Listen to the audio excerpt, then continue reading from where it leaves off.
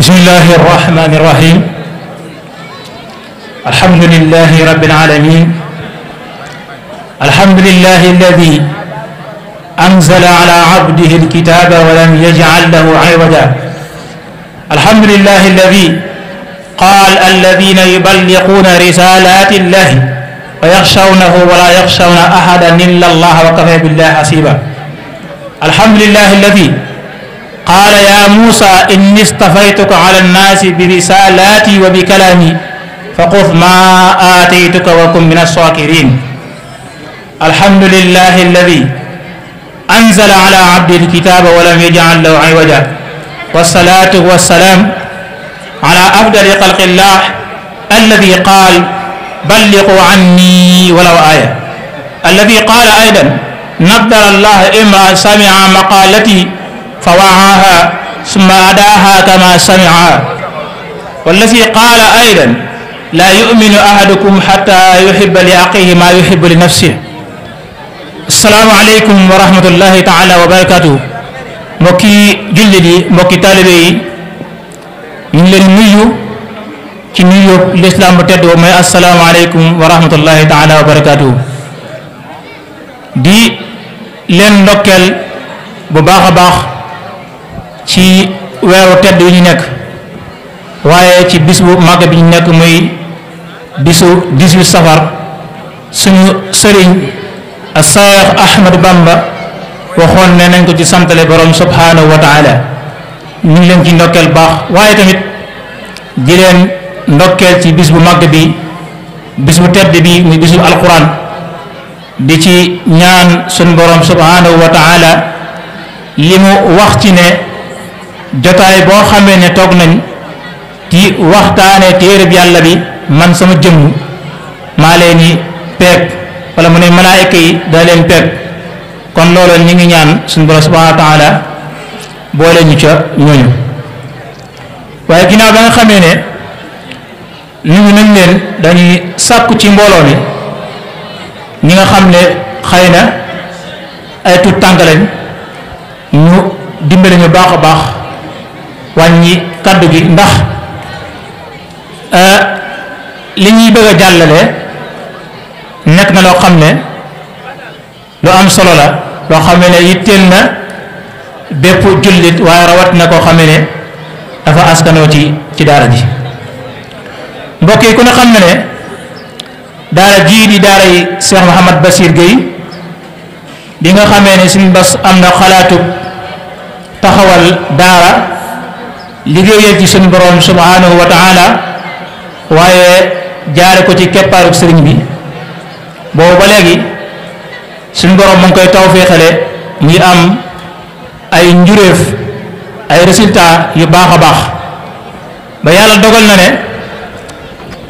fi ñu toll nii daara ji amagul na lu tolloog 20 at ci at mi ñu toll nii waaye ci biir 20 at yooyu daara ji sant na ci suñu borom subhanahu wa taala ndax bëri na ay résultats yuñ ci am bëri na ay nit yuñ tabax waaye bëri na ay nit yoo xamee ne jàngal na leen alquran bañ génn ci daara ji yaakaar naa kayit yooyu nga xam ñu ngi ko séddale koo xamee jot nga ci nga liir ko da nga xam bu baax a baax lan mooy daara ji waaye kan moo sanc daara ji waaye tamit daara ji yan résultat la am loolu bokk na ci li koy jëmmal li jëmmal ne daara ji am na ay résultat moo waral plateau bii nga xam ñi def plateau bi lenn la ci loolu dañ ko def ngir lan ngir mu wane ne daara ji yëmul rek ci jàngal ay dongaam ba noppi bàyyi leen waaye bu leen jàngalee ba noppi yar leen da leen di teg ci aw yoon woo xam ne wanu jub la ñi nga xam ne ñi nga xam ne soxla lañ leen ci côté xam-xam ñu gën leen a ga ci côté boobu orienté leen ci waaye tamit ci beneen côté bi muy côté bi liggéey bi ndax kon a xam ne ne sëriñ bi noonu la séddale woon bi nga xam ne woote na wooteem bi am na ci mag ñoo xam ne da leen féetale alxuraan ji mooy da leen féetale daara yi waaye am na ci mag ñoo xam ne ñoom la féetale woon daara yi tarbiya ji kon suñu bas ci loolu rek la jaar. looloo war tax plateau bi ñu def ko plateau bi nag li muy wane leen képp la mooy dañ fi jàllale daara ji ba mu sosoo ba léegi yan fan la toll nga xam ne ku koy diglu dana mën a xam daara ji lan mooy daara ji ak kan mooy ki sos daara ji ak tamit ay résultat la am di nga xamee ne bind nañ ko ci ay kayit waaye tamit jàllale ko ci kanam mbooloo mi ñëpp dégg ko loolu tamit dana am lu am solo loolu def ñu seetlu ko woon ci ñetti langue bi ci njëkk mooy al luqatul arabiyya bi ci topp mooy al luqa al faransiya waaye ne al luqa al mahalliya bi nga xamee ne moom la ñuy làkk bu dee al luqatul arabiyya li tax ñu tànn ko mooy tànn nañ ko ngir ñett ba tey jiitu mooy yàlla suñu borom bi mu yónni yónni sallallahu alayhi wasallam da ko tànn muy al arab ñaareel ba ci topp mooy tànn nañ ko ngir alquranul karim yàlla bi mu koy wàcce daf koy wàcce ci luqatul arabiyya ñetteelu mooy gis nañ ne sëriñ bi mboolem lu mu bind moo xam lu muy tagg yonent bi sallallahu alayhi wasallam wala loo xam ne xam-xam la daf ko bind ci luqatul arabiyya kon ñett yooyu mu ngi ci yóbbu bu dee al luqa al faransiya xam nañ ne al luqa al rasmiya ci réew mi ñu nekk mooy langue bi nga xam mooy langue nationale kon nga xam ne luqatul faransiya la bu dee al luqatul mahalliya nag mooy bi nga xamee ne ñun suñu jëm moom la ñu wax kon dañuy bañ a guddal def direct ci plateau bi ñu ngi ko seq ak Serigne Cheikh Gueye ak Serigne Abdoul Quddus Sylla Serigne Cheikh war ñoo ñëwal ci côté luqatul arabiyya mooy langue arabe bi bu jàllee Serigne Abdoul Quddus moom tamit ñëwal ci luqatul faransiya bi ñu jaaree ko ci question réponse maanaam dañuy questionné moom muy réponse maanaam dañuy laaj moom muy tontu noonu lañ ko defee kon Serigne Cheikh baada at-tahiyya al-mubaraka qaddim lana nafsak. bismillah.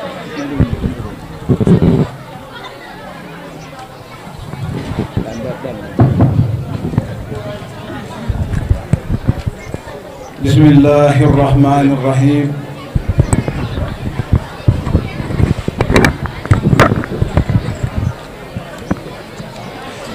alhamdulillahi rabbil alamin. والصلاة والسلام على رسول الله وعلى آله وصحبه وسلم تسليما كثيرا وبعد السلام عليكم ورحمة الله وبركاته. سرين شعيب كما عرف الجميع اسمي سرين شيخ جي سرين ابن سرين بشير جي وسخنا ميجي وتعلمت القرآن من هذه المدرسة وحفظته فيها وبعدما تخرجت منها واصلت على مسيرتي الحلمية ونطلب من الجميع أن يدعو لي سفرا حلميا قادما. بسم الله. إن شاء الله بارك الله فيك. يبدو أنك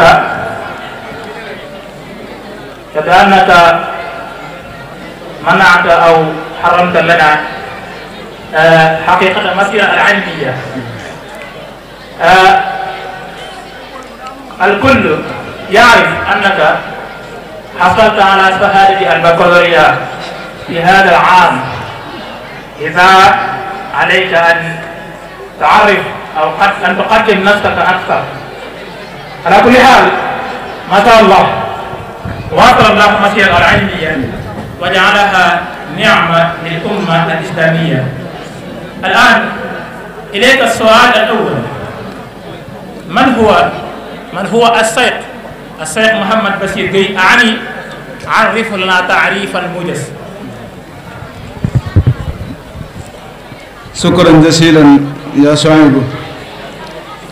الشيخ محمد البشير جي كما لا يجعله أحد هو ابن باي سرنجي نانكا، وهو من مواليد سنة 1386 هجرية الموافق لعام 1966 ميلادية. تعلم القرآن الكريم على يد والده حتى أتم حفظه بإتقان، ثم قام بكتابته بخط يده الجميل. بعد ذلك سلمه والده إلى الشيخ سرين شيخ مبكي صالح حفظه الله ورعاه، فالتحق بمراكز تربيته آنذاك، حيث كلفه الشيخ بتعليم القرآن الكريم، وكان حينها في سن 20، واستمر في هذه المهمة لمدة 20 سنة. ولما التحق برضا شيخه أسس هذه المدرسة المباركة بإذن والده المذكور، وتصدر لتعليم القرآن الكريم والتربية الدينية، وذلك في يوم الأربعاء 24 من شهر ربيع الثاني عام 1426 هجرية، الموافق لأول من يونيو سنة 2005 ميلادية. ما شاء الله، بارك الله علمك يا شيخ. سؤالي الثاني، الآثار كلها تسمع اسم مطرح الشيخ محمد بشير المسمى بمطلب الحوزين، لكن ما زالت تطرح سؤالا واحدا، وهذا السؤال: ما هي طبيعة هذه المدرسة؟ وتعد اليوم من أكبر مدارس طوبى المحروسة في مجال التعليم العتيق، وقد كانت منذ انطلاقها منارة للحلم والهدى، تسح بنور القرآن الكريم، وتغرس في نفوس الناشئة القيم الإسلامية الرفيعة، حيث تخرج منها مئات الطلاب الذين أتموا حفظ كتاب الله عز وجل، بالإضافة إلى تلقيهم دروسا في التربية الإسلامية والتكوين الأخلاقي والحلمي، مما جعلهم نماذج يهتدى بها في المجتمع. إن شاء الله يا شيخ. يبدأ المؤسس سلم الله لسانه. السؤال الثالث والأخير: ما هي الإنجازات التي حققتها المدرسة، وما هي أهدافها التي توافق؟ شكرا جزيلا يا صاحبي. وقد ساهمت بعمد الله وتوفيقه في تخريج العديد من الحفاظ والطلبة الذين التحقوا بعد ذلك بمجالات الحياة المختلفة، واندمجوا في قطاعات العمل داخل البلاد وخارجها. ولا تزال المدرسة تواصل مسيرتها في تربية الأجيال. نسأل الله تبارك وتعالى أن يبارك في جهود الشيخ المؤسس، ويجعل هذا العمل في ميزان حسناته، وأن يديم نفع هذه المدرسة المباركة للأمة الإسلامية. إن شاء الله، بارك الله فيك. الآن نشكرك كثير الشكر. الآن كلمة الأخيرة يا سيد. شكرا جزيلا يا صاحبي. كلمتي الأخيرة نوجهها إلى تحميد الله والذكر لشخصياتكم الكريمة على هذا الحضور واهتمامكم بهذا الحمل الجليل، ونسأل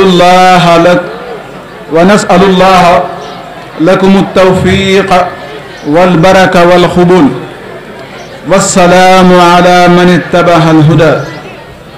إن شاء الله، بارك الله فيك. ألقيت الكلمة بشكل واضح بطريقة موجزة. ومن هنا ننتقل الآن إلى اللغة الفرنسية. عبد القدوس، après la salutation, veuillez vous présenter. Bonsoir, je m'appelle Abdul Khoudo Sile, le fils de Sile et Maïmouna Diop.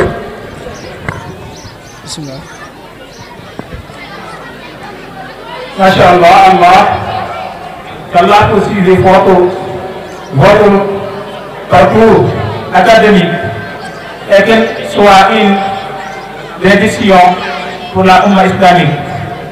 Bien, on va dire votre première question, qui est le Seigneur Mohamed Bassir Gueye.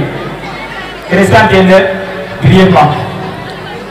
Mesdames et messieurs, honorables invités, que la Dieu et la miséricorde de Dieu soient sur vous. Je vous souhaite la bienvenue à cette occasion spéciale. Nous sommes ravis de vous avoir parmi nous aujourd'hui. Le fondateur est né en 1386 de l'Égypte, correspondant à l'année 1966 du calendrier grégorien. Il a appris le Saint-Coran auprès de son père jusqu'à la mémoriser parfaitement avec excellence.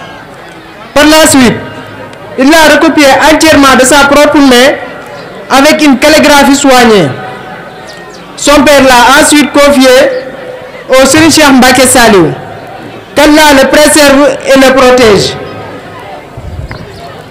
Il a rejoint alors les certains éducatifs de ce dernier, qu'il a chargé de l'enseignement du Coran à l'âge de 20 ans. Il exerça cette mission durant 20 années. Après avoir reçu la satisfaction et la bénédiction de son maître, il fonda avec l'autorisation de son père cette école bénie dédiée à l'enseignement du Coran et à la formation religieuse. L'école a été officiellement fondée le mercredi 24 Rabi Assani 1426, correspondant au 1er juin 2005. Merci beaucoup, Abdul Koudous. Qu'Allah bénisse votre savoir. Ma deuxième question. Troisième. Ma deuxième question. Tout le monde entend parler de l'école Cheikh Mohamed Bassir Gueye, connue sous le nom Matlabul Fawzayni, sous le nom de Matlabul Fawzayni. Mais une question subsiste. Quelle est sa nature? L'école coranique Matlabul Fawzayni, aujourd'hui, elle compte parmi les plus grandes écoles de Touba, la ville bénie dans le domaine de l'enseignement traditionnel d'Are Thiossane. Depuis sa fondation, elle est une lieu de science et de guidance, rayonnant de la lumière du Coran et insufflant dans le cœur des jeunes les nobles valeurs islamiques. Qu'Allah bénisse votre langue.